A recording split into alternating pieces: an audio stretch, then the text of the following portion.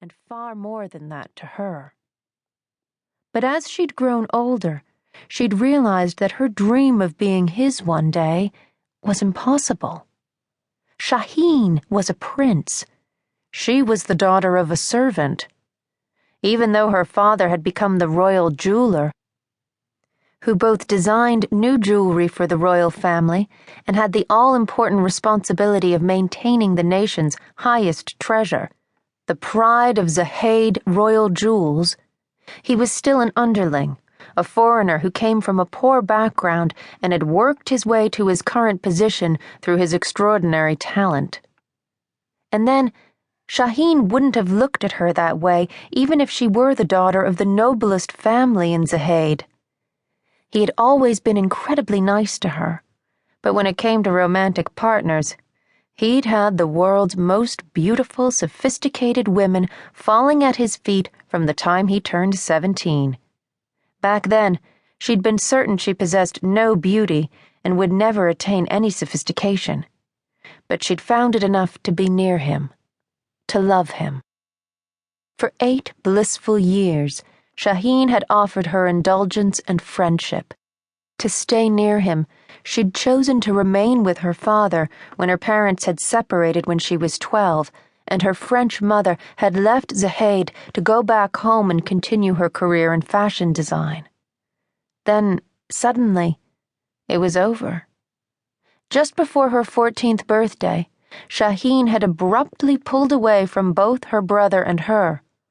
Aram had told her that Shaheen thought it time to stop fraternizing with the help to observe his role as a prince of Zaheid.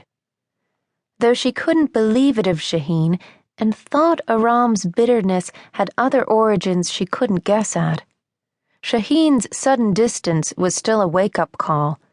For really, what did she have to look forward to but to love him unrequitedly until he one day entered the marriage of state that was his destiny? He might even have turned away from her because he suspected her feelings for him and was being cruel to be kind. His withdrawal had influenced her decision to leave. A few weeks after her birthday, she'd left Zaheid to live in France with her mother. She'd never returned.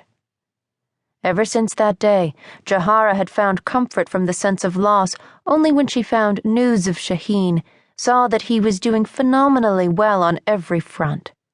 She'd felt she was entitled to hold on to that secret, one-sided love. But now, the blade was about to fall, and she'd never again have the right to indulge her emotions, even in the privacy of her heart and mind. And she had to see him, really see him, one last time before he committed himself to another. She'd slipped into the farewell party that one of his business partners, Aidan McCormick, was throwing for him in New York City. If anyone questioned her presence, she'd easily defend her right to be there. As a jewelry and fashion designer who'd been making a splash beyond France in the past couple of years, she was considered one of the glitterati who were expected to stud such a function. But validating her presence wasn't the difficult part. That was still to come, working up the nerve to approach Shaheen. She was praying one thing would happen when she did, that she'd find out that she'd blown him all out of proportion in her mind and her feelings for him as well. Suddenly, a wave of goosebumps swept her from toes to scalp. She turned around, the rustle of her taffeta dress magnified in her ears. Shaheen was here. For a long moment, she couldn't see him.